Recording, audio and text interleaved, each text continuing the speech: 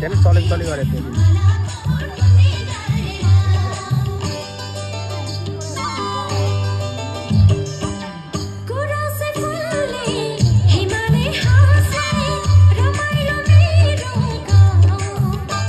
नेपाल आइडलको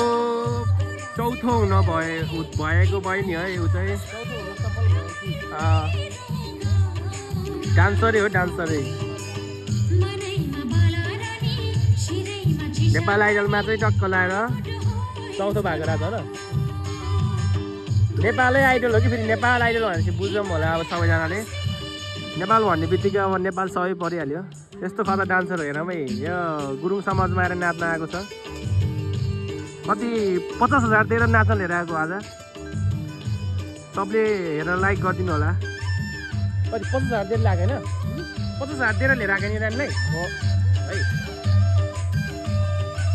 50,000 दिएर ल्याएको अरे के